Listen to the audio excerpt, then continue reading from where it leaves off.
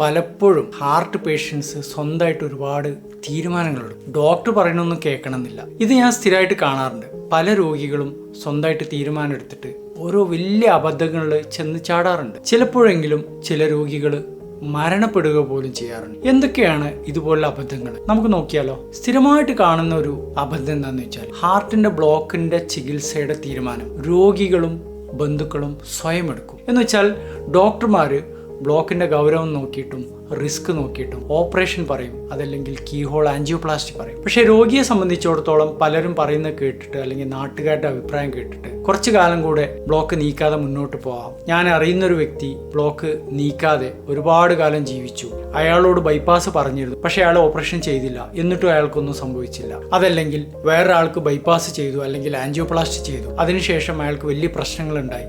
ഇങ്ങനെ ഒരുപാട് കഥകൾ കേട്ടിട്ടും സംഭവങ്ങൾ അറിഞ്ഞിട്ടും പല ആളുകളും കൃത്യസമയത്ത് ഹാർട്ടിന്റെ ബ്ലോക്കുകൾ നീക്കില്ല. ഇതിൽ നമ്മൾ മനസ്സിലാക്കേണ്ട ഒരു പ്രധാന കാര്യം എന്ന് വെച്ചാൽ ഓരോ വ്യക്തിയുടെയും ഹാർട്ടിന്റെ അസുഖത്തിന്റെ ഗൗരവവും സ്വഭാവവും വ്യത്യസ്തമാണ്. വേറൊരാൾക്ക് സംഭവിച്ച ഹാർട്ടിന്റെ ബ്ലോക്ക് ആവില്ല, ചിലപ്പോൾ നിങ്ങൾക്ക് സംഭവിച്ചിട്ടുണ്ടാവും. എന്ന് വെച്ചാൽ അയാളുടെ ചികിത്സയുടെ തീരുമാനം അല്ല നിങ്ങൾക്ക് വേണ്ട. അതുകൊണ്ട് തന്നെ നിങ്ങളുടെ ഒരു ബ്ലോക്ക് ഗൗരവമുള്ളതാണെങ്കിൽ അത് നിങ്ങൾ കറക്റ്റ് സമയത്ത് ചികിത്സിച്ചിട്ടില്ലെങ്കിൽ വലിയ പ്രശ്നങ്ങൾ വരും. ചിലപ്പോൾ ഹാർട്ട് ഫെയിലിയറിലേക്ക് പോകും, ചിലപ്പോൾ വീണ്ടും അറ്റാക്ക് വരും, ചിലപ്പോൾ മരണം വരെ സംഭവിക്കാം. രണ്ടാമത്തത്, പല ആളുകളും മരുന്നുകൾ അതിന്റെ ഡോസ് ആണെങ്കിലും ശരി അതിന്റെ എണ്ണ ആണെങ്കിലും ശരി സ്വയമായിട്ട് ചില തീരുമാനങ്ങൾ എടുക്കും. ചില ദിവസം ചില മരുന്ന് കഴിക്കൂല, ചില മരുന്നുകൾ സമയത്തിന് കഴിക്കൂല.